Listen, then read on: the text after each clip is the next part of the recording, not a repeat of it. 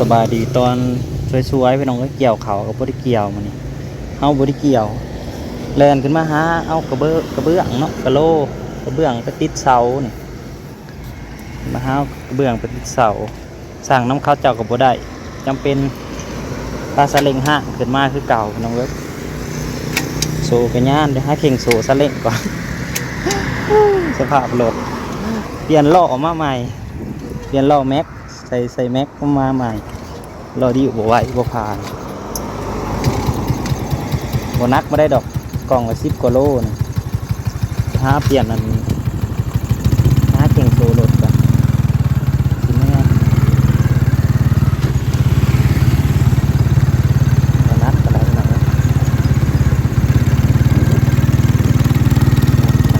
เดินทางโซ่รถก็เล่นอยู่ครับไปพ่อมาอยู่คนนี้พวกกล่องละ10 กว่าโลนี่เบาๆ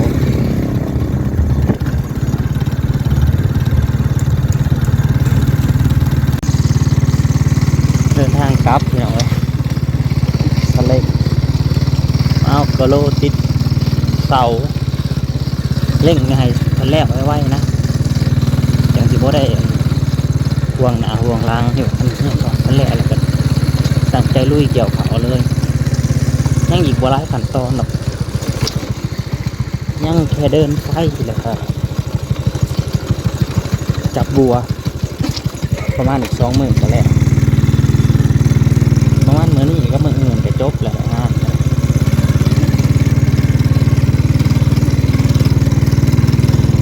จะมาได้เพื่อสั่งในห้างใหญ่เขาเจ้าสั่งลายสีสดแต่เขาเจ้าบ่ได้ก็เลยขึ้นมาเอาเองเขาเจ้าบ่จะแก้ให้กับเพื่อนไปได้มันน้อยแล้วเขาเจ้าบ่จะแก้นะวันนี้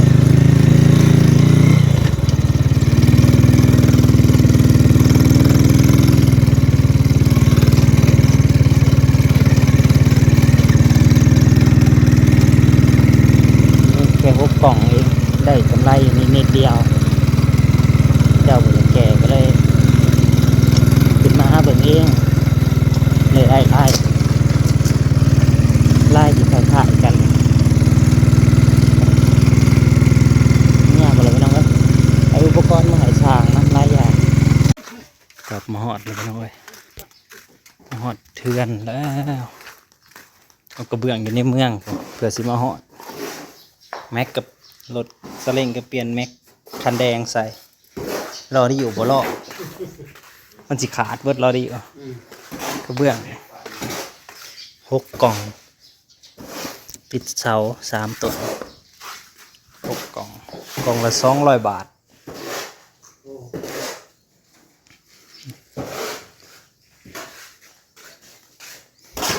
มาเบิ่งทางในพี่น้องสร้างกำลังเดินไฟเดินไฟมาลงจุดนี้จุดหนึ่งจุดนี้ก็มีดอก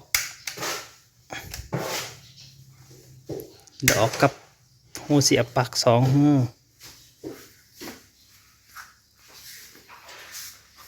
มาจุดนี้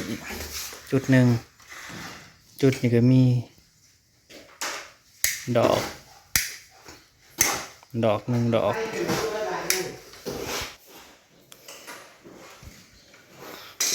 ขึ้นเลยนะ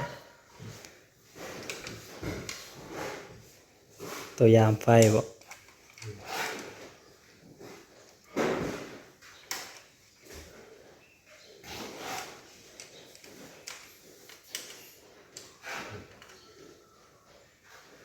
มาอยู่บ่ล่ะ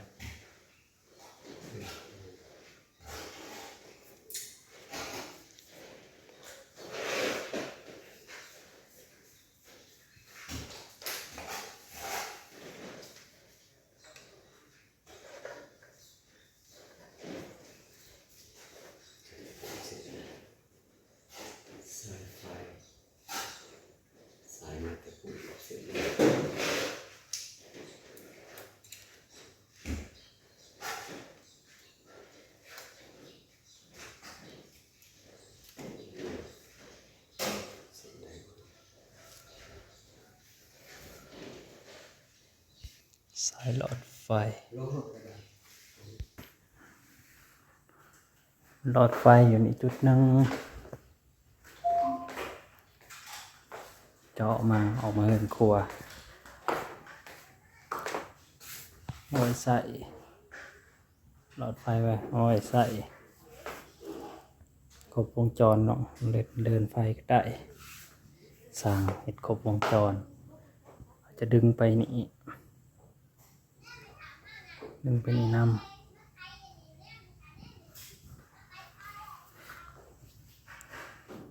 กระเบื้องก็ไปเอาไกลหน่อยสั่งเพื่อนเอามาให้ก็บ่ได้บ่ได้คือแต่ว่าได้ซีคล้ายๆออกโทนคล้ายๆกันอยู่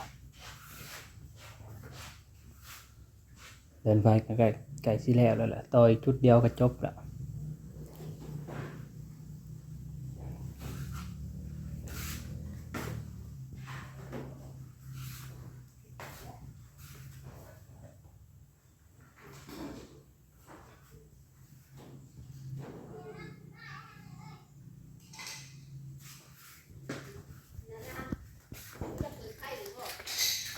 บปินถึงวันไหนปินแล้วเอาขึ้นข้าวหนึ่งเราตรวจไฟ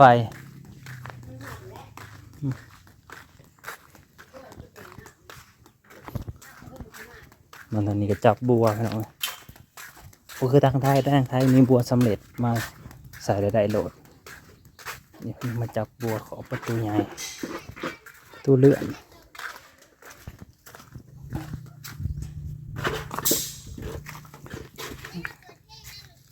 เสียบตะปูเข้าตัวแค่แต่บุเขา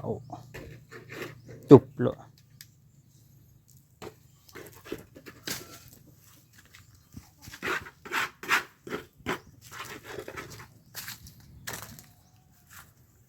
บัวพื้นบัวทั้งหลุมแล้วก็บัวทั้งเครื่องมาหน่อยสำหรับบัวเป็นไก่จะจบงานแล้วล่ะประกอบประตูเลื่อน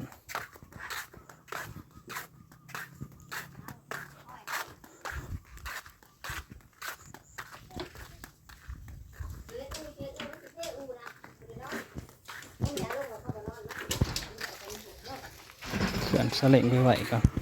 แดดจัดขนาดไปน้อยมันแดดจัดสุดยอด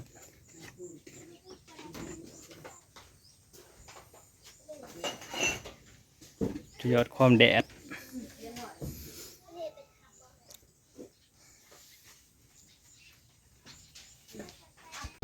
ประกอบเรียบร้อยเนาะนี่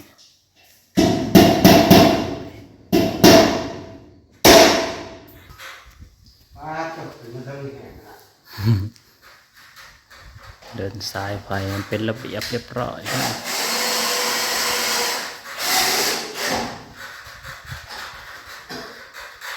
เป็นระเบียบ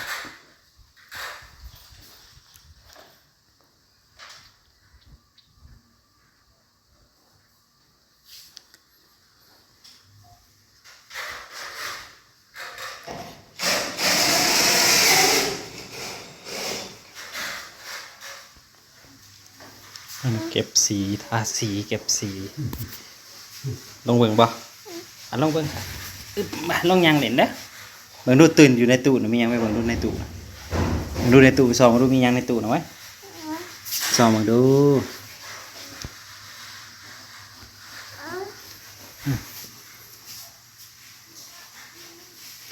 เก็บสีทาสี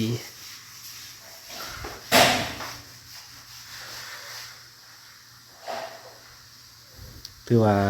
ไก่เขามาทุกที่แล้วไก่สิแล้วเมื่ออื่นจะสำเร็จไปจ้ะเนาะเมื่ออื่นคือปั่นบัวนะจะได้เนาะเวลามันสาน้ำปั่นบัวปั่นบัวตัวนั้นตัวไหนก็มันแถวครับ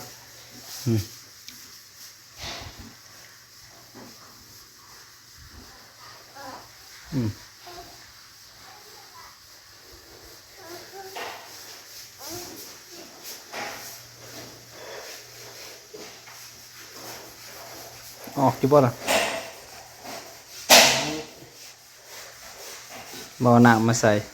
ดอกจวกตะกูโลด เท่ได้ได้ติดแอบโต๊ะเลยติดต่อขึ้นมา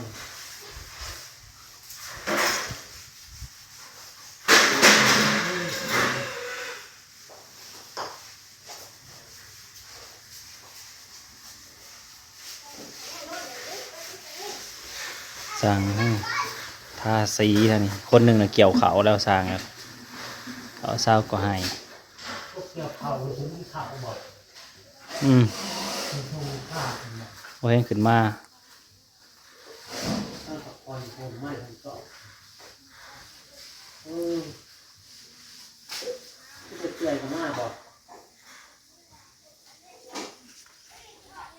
เด็กๆก็จะไปหาซื้อน้ำเย็นๆแดดเนี่ยมาหอนจัดแท้หอนจัดขนาดเลยพี่น้องหอนแบบจัดๆไปเลยป๊อดลมบ่ลองเยอะเถื่อขอบคุณนะที่มาหับส้มมาเลยพอกันใหม่คลิปหน้า